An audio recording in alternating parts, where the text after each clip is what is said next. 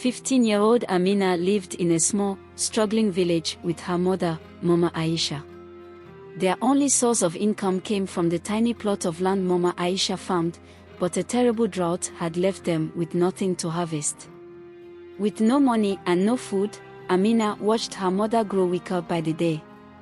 Desperate to change their fate, Mama Aisha decided to seek help from the wealthiest man in the village, Mr. Obi, who was known for lending money but always at a high cost.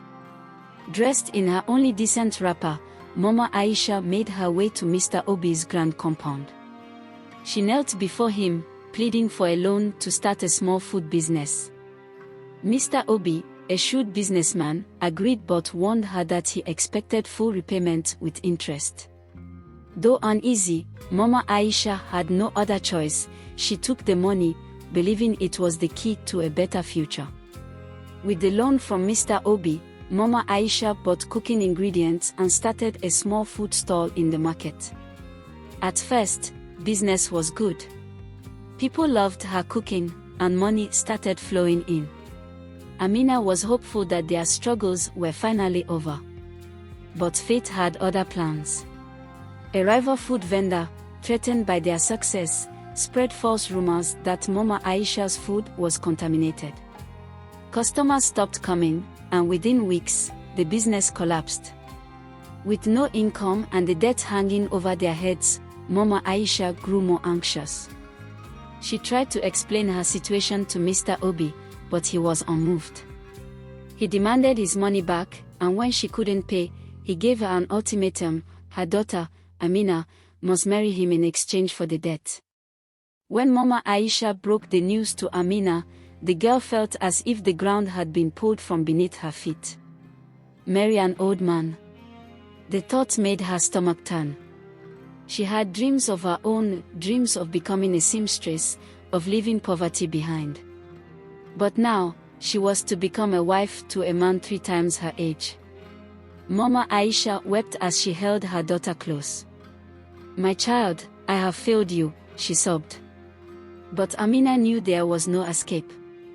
If they refused, Mr. Obi would take everything they had left, leaving them homeless and starving. With no other choice, Amina agreed to the marriage, though her heart was heavy with sorrow. The day of the wedding arrived, but unlike other brides, Amina did not smile. She sat motionless as the village women adorned her in a beautiful but unfamiliar gown. Drums played in the background, but all she heard was the sound of her own despair. As she was led to the wedding venue, she caught a glimpse of Mr. Obi, dressed in expensive robes, his wrinkled face beaming with satisfaction. She wanted to run, to scream, but she knew there was no escape. With every step, her dreams faded further into the distance. Just as the wedding ceremony was about to begin, a voice rang out. "Stop!" The crowd turned to see a young man stepping forward. It was Chaik, Mr. Obi's younger son. He was tall, handsome, and only a few years older than Amina. "I will marry Amina in my father's place," Chaik declared, his voice firm. Gasps filled the air as everyone turned to Mr. Obi, waiting for his reaction. The old man looked stunned but then let out a chuckle. "Very well," he said. "If you wish to take responsibility for my debt, then so be it." Though relieved that she wouldn't be marrying Mr. Obi, Amina was still terrified. She hardly knew Chaik. Why would he do this? Did he pity her? Was this another trick? As they sat together after the ceremony, Chaik turned to her. "I couldn't stand by and watch my father ruin your life," he said softly. Amina studied his face, searching for deceit but found none. His eyes held kindness, but trust wouldn't come easily. "I don't need your pity," she whispered. Chaik smiled. "Then let's start with respect. I promise I will never force anything upon you." Unlike traditional marriages, Amina and Chaik's union was not built on love, at least, not yet. Chaik gave her space, allowing her to adjust. He convinced his father to let her continue her education, something Amina had never dared to dream of. Slowly, she began to see that Chaik was different from his father. He treated her with kindness, never demanding obedience or servitude. Still, she kept her guard up, unsure of what the future held. Months passed, and Amina found herself laughing more often. She and Chaik spent time together, talking about their dreams and fears. She discovered that he, too, felt trapped by his father's expectations. One evening, as they sat under the moonlit sky, Chaik took her hand. "I know this isn't how either of us imagined our futures," he said.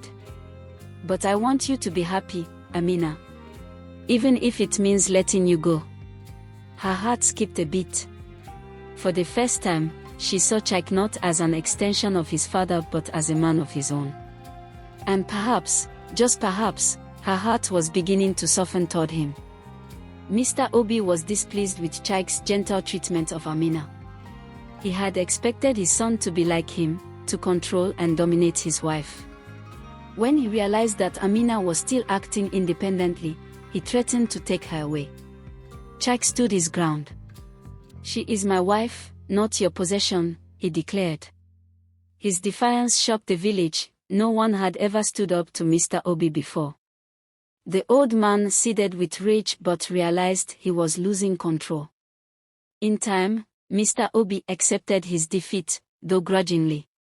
Amina continued her education, and Chaik supported her every step of the way. What had begun as a forced marriage slowly blossomed into something real, a partnership built on respect and understanding. One day, as they walked through the market hand in hand, Amina turned to Chaik and smiled. "Maybe fate knew what it was doing after all," she said. Chaik squeezed her hand gently. "Maybe it did." And so, in the most unexpected way, Amina found not only freedom but love in the heart of a marriage she had once dreaded.